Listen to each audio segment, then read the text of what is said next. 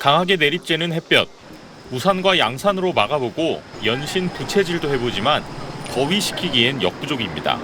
서울의 오늘 낮 최고 기온은 33.9도, 내일은 35도까지 오르며 더 더울 걸로 보입니다. 9월 달이라서 좀 시원할 줄 알았는데 지금 한여름같이 너무나도 더워요. 밤에도 좀 많이 더워서 아직까지도 저희는 아이들하고 에어컨 좀 틀고 자고 있어요. 오늘 낮 4시를 기해서 서울엔 폭염경보가 발령됐습니다. 2008년 폭염특보제 도입 이후 서울의 9월 폭염경보는 이번이 처음입니다. 강원 해안 지역과 산지 일부, 한라산 등을 제외한 전국 대부분 지역에도 폭염특보가 내려졌습니다. 9월 들어 서울의 일평균 기온은 26.5도나 됐고 전국적으로는 25.5도였습니다. 기상청 정의에 따르면 가을은 일평균 기온이 20도 밑으로 유지되는 첫날인데 지난해엔 9월 30일부터 시작됐지만 올해는 그보다 더 늦어질 전망입니다. 무더위가 안 물러나는 이유는 고기압과 남동풍 때문입니다. 한반도 주변 대기 중상층엔 따뜻한 고기압이 버티고 있고 하층에선 고온다습한 남동풍이 불어와 열기가 좀처럼 못 빠져나가는 겁니다. 동해안을 제외한 전국 대부분 지역에 폭염특보가 발효된 가운데 11일 수요일까지 따뜻한 남동풍이 지속적으로 유입되면서 폭염특보는 확대 강화되겠습니다. 서울엔 어젯밤 닷새 만에 열대야도 다시 찾아왔습니다. 대전과 청주, 부산 등에서도 열대야가 관측됐습니다.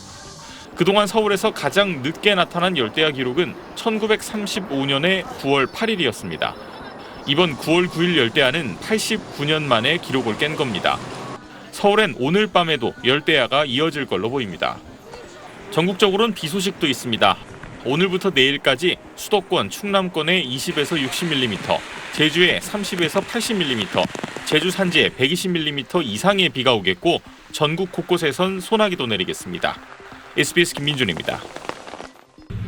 집어등을 밝힌 낚싯배에 무언가 잔뜩 날아들었습니다. 낚시객의 몸에도 가득 달라붙어 보기에도 징그러울 정도입니다. 모두 잠자리들입니다. 오랜 경력의 선장도 이런 잠자리떼 공습은 처음이었다고 말합니다. 바람이 없는 날에는 좀 있어요. 벌레들이 좀 꼬이긴 해요. 근데 저도 배를 하면서 이렇게 많은 건 처음 봤거든요. 진짜 수천 마리, 수만 마리가 막 몰려드니까. 순식간에 어마어마한 무리가 배를 덮치면서 발 디딜 틈도 없을 정도로 낚싯배는 아수라장이 됐습니다. 그래서 정신이 없죠. 왜냐면은 살에 막 달라붙어 가면은 이게 조그만한 모기도 붙으면은 거슬리잖아요. 근데 그런 잠자리가 얼굴에 달라붙거나 이런 있으니까 낚시를 제대로 하지를 못했죠.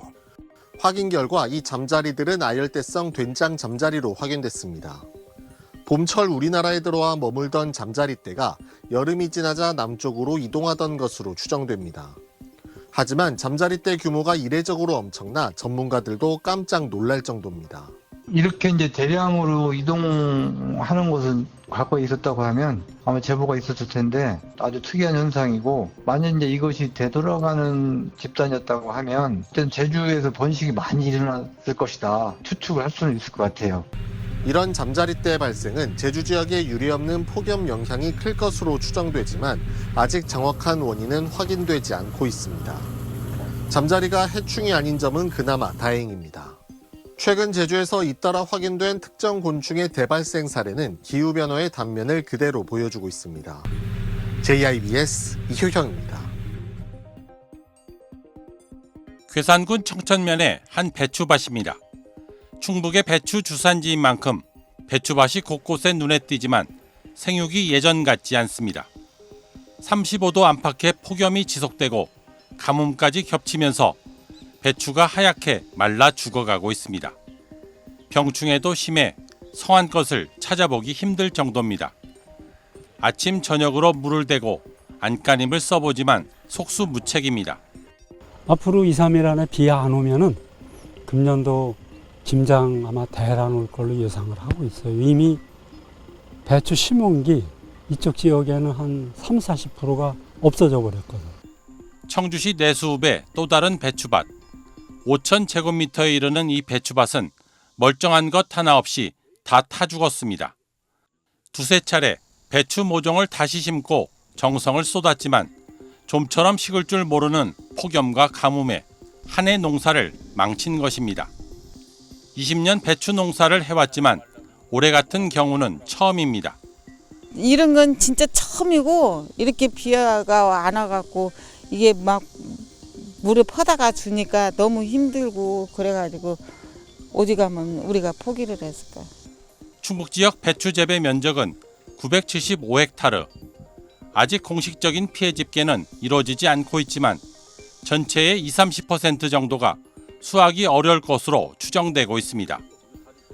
더욱이 배추 모종을 다시 심을 수 있는 시기도 지나 지금도 비싼 배추값이 올 겨울에는 더 폭등할 것이란 우려도 나오고 있습니다. CJB 최연석입니다. 매년 9월이면 명품 양양송이가 모이는 양양읍내 송이시장 일대입니다. 평년 같으면 송이 거래를 위해 북적여야 하지만 올해는 썰렁하다 못해 문을 닫은 곳도 있습니다. 올여름 역대급 폭염에 가뭄까지 겹치면서 양양송이가 자취를 감춰버렸기 때문입니다. 문을 연 송이 유통업체들도 사실상 개점 휴업 상태입니다.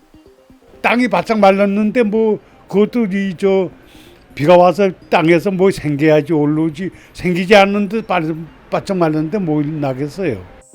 사정이 이렇다 보니 전국 최고의 명성과 품질을 자랑하던 양양송이를 추석 선물로 구입하려던 소비자도 판매하려던 상인도 모두 울상입니다. 민족 대명절인 추석을 앞두고 평년 같으면 송이 공판이 한창 진행됐어야 하지만 올해는 아직까지 일정조차 잡지 못했습니다. 실제로 최근 3년간 양양송이 첫 공판은 2021년 9월 6일, 이듬해 9월 7일, 지난해 9월 11일로 모두 추석 전에 열렸습니다. 하지만 9월에도 낮 기온이 30도를 넘나들고 비도 충분히 내리지 않으면서 송이 채취가 뚝 끊겼습니다. 양양 속초 산림조합은 올해 송이 공판 일정을 잡기 위해 송이 수급에 사활을 걸고 매일 비상 대기 중입니다. 물량만 확보되면 추석 명절 기간에도 공판을 열어 수급에 나설 계획입니다. 지원뉴스 김기태입니다.